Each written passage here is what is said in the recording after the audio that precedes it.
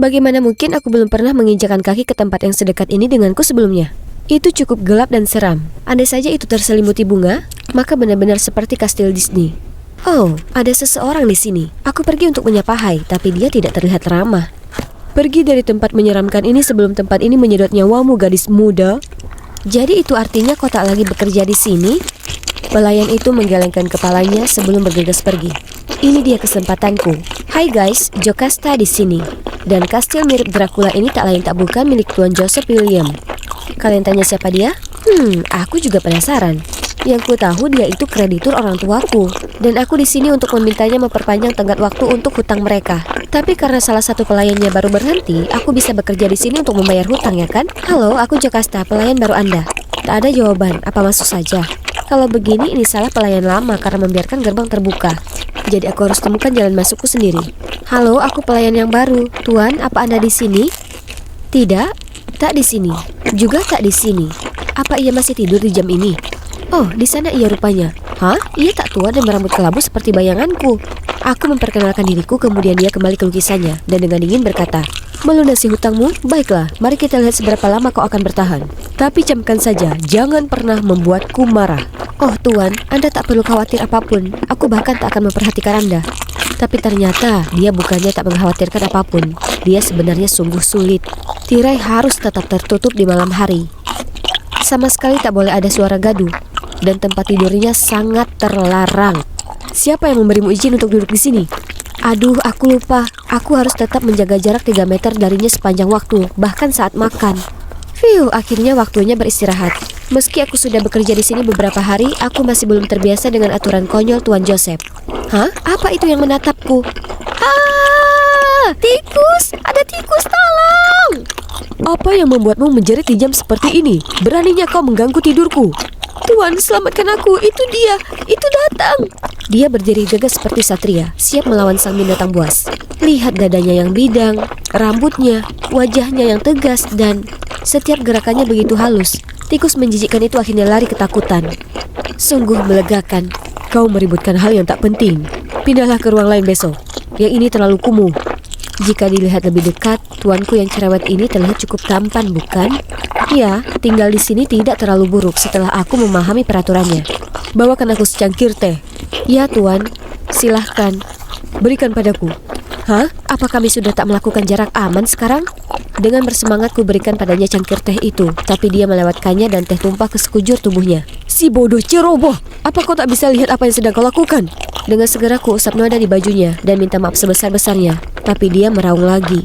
Stop, beraninya kau sedekat ini denganku. Keluar! Astaga, temperamennya berubah seperti cuaca. Panas dingin, panas dingin. Apapun, aku akan pulang saja kalau begitu. Memang tak ada tempat seperti di rumah. Oh, nyamannya. Kuceritakan pada Judy sahabatku tentang mingguku bekerja di kastil. Tertarik mau ikut denganku suatu saat? Tidak, tak mau. Apa kau tak lihat ada sesuatu yang aneh di sana? Kemudian Judy mengatakan ada rumor bahwa seorang ilmuwan gila dulu tinggal di sana, dan manusia serigala juga. Karena lolongan mengerikan bisa didengar saat bulan purnama. Kau harus berhati-hati. Ada alasan kenapa tak ada seorang pun pergi ke sana. Oh tidak, itu hari ini. Serigala melolong di bawah bulan? Lupakan, Judy hanya bersikap kekanakan. Siapa yang masih percaya fiksi semacam itu? Pastinya bukan aku. Jadi, tada, aku kembali lagi.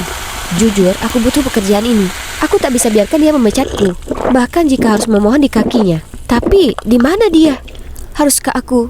Aku membuka pintu melihatnya terbaring di sana, dikelilingi oleh lukisan-lukisan kusam sementara peralatan berserakan di mana-mana. Apa yang terjadi? Aku berusaha mengangkatnya, menggoyangnya, tapi tetap dia tak bergerak. Lalu tiba-tiba dia membuka matanya. Hei, aturan 3 meter itu tak berlaku karena itu tadi darurat. Apa Anda sudah makan sesuatu dari kemarin? Sudah kukira. Jika Anda ingin mendepakku sekarang, Anda tak akan makan apa-apa. Sejak insiden itu, Joseph tampaknya lebih tenang. Dia berhenti mengancamku dengan aturannya dan membiarkan aku mengoceh. Suatu kali, saat aku tidur siang di sofa setelah bersih-bersih, dia bahkan letakkan selimut padaku. Aku belum tertidur pulas, Tuan sayang. Lalu suatu hari ada wanita paruh baya muncul di gerbang. Dia perkenalkan diri sebagai Ibu Joseph dan memberinya hadiah seekor burung cantik. Tapi dia tak masuk ke dalam dan hanya berkata dengan sinis, "Oh, putraku punya pelayan baru lagi? Anak aneh ini. Aku kasihan padamu, gadis malang." Aku membawa burung itu ke Joseph dengan bersemangat memberitahunya kalau ibunya baru mampir. Lihat sungguh indah hadiah yang beliau berikan pada Anda. Indah, wanita itu cuma mengejekku. Aku terjebak di tempat ini seperti burung di dalam sangkar. Kurasa ini hadiah yang sangat pengertian. Sepertinya Anda suka melukis burung. Berhentilah mengorek-ngorek, ini bukan urusanmu. Oke, aku minta maaf. Tapi ini pilihan Anda sendiri untuk mengisolasi diri Anda dari dunia luar. Ikut saya, ada sesuatu yang istimewa untuk saya tunjukkan. Oh, tempat ini masih secantik saat pertama kali aku datang ke sini. Sepertinya Joseph juga terpesona. Lihat kan, dunia ini indah. Anda hanya harus melihat. Kami sedang berjalan menyusuri jalur bunga yang bermekaran. Lalu tiba-tiba, dia datang. Serigala itu, serigala. Kemudian para tukang kebun itu langsung terburu-buru karena panik. Apa yang sudah kuperbuat padamu, kau bodoh? Indah katamu? Kemudian Joseph bergegas pergi. Aku berusaha mengejarnya, tapi aduh, aku tersandung batu. Oh, ini sakit, sangat sakit.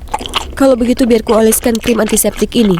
Tidak, itu hanya akan memperparah. Mungkin melakukan sesuatu yang seru bisa meringankan sakitnya. Aku akan teralihkan dari hal ini. Tolong, bisakah kita nonton film? Dan tentu saja, dia tak bisa menolak. Ups, canggung. Jelas aku tak memikirkannya dengan matang saat memilih film komedi roman ini. Penasaran apa yang sedang dipikirkan tuanku? Oh astaga, tak perlu jadi begitu emosional. Penampilannya yang menakutkan mengejutkanku. Matanya memutih, mulutnya menggeram seolah-olah ingin memakanku hidup-hidup. Aku berusaha tetap tenang untuk bertanya padanya apa yang terjadi. Tapi Joseph seperti orang gila. Dengan panik merusak barang-barang dan meraung. Hentikan Joseph, tolong jangan lakukan itu. Ah, lenganku. Menyadari kalau dia baru saja menyakitiku, Joseph tampak kembali tersadar. Dia lalu lari kabur karena panik. Dengan cepat aku memeluknya. Tidak apa-apa, tidak apa-apa, tenanglah. Setelah dia merasa lebih baik, dia mulai ceritakan padaku rahasia terbesarnya. Sejak kecil, ia punya kesulitan kendalikan emosinya, yang seringkali berujung pada ledakan amarah. Belakangan, Bulan juga memicu reaksi ini, setelah ayah tirinya meninggal di malam bulan purnama. Dan itu kemudian jadi trauma, karena Joseph takut dia menjadi penyebab kematiannya. Itu juga penyebab ketegangan antara dia dan ibunya. Kurasa aku terlahir dengan kondisi aneh ini. Sebagai anak, ayah tiriku biasa memberiku obat untuk mengendalikannya. Ayah tirinya terbiasa memberinya pil. Judy juga menyebutkan seorang ilmuwan gila yang dulu pernah tinggal di sini. Apakah itu... aku harus cari tahu. Suatu malam, aku menyelinap masuk ke dalam kamar yang Joseph larang aku untuk masuk. Saat mencari-cari, kutemukan rekaman yang memperlihatkan padaku semua rencana mengerikan ayah tirinya untuk secara teratur memberi Joseph pil penambah tenaga sebagai percobaan, dan juga membawanya ke pegunungan untuk menguji suatu penemuan baru yang gila. Apa-apaan itu? Tapi aku tak bisa memberitahu Joseph langsung. Dia harus stabil terlebih dahulu secara mental. Jadi, kumulai dengan membawanya jalan-jalan.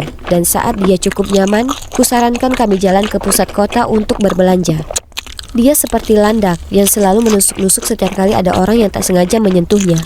Tapi tentu saja, aku tahu cara menjinakkan sang tuan yang pemarah ini. Seperti ini. Ini dia. Kemudian kami mulai merapikan dan mendekorasi ulang seluruh kastil untuk hidupkan suasana tempat ini. Ketika kami sampai di kamar ayah tirinya, dia tampak sedikit ragu-ragu. Sudah lama sekali, ruangan ini juga perlu dibersihkan. Jika tidak, perabotannya bisa rusak. Apa kau tahu tentang video ayah tirimu? Bagaimana kau tahu? Kemudian Joseph mencari kartu memori, lalu memberikannya kepadaku.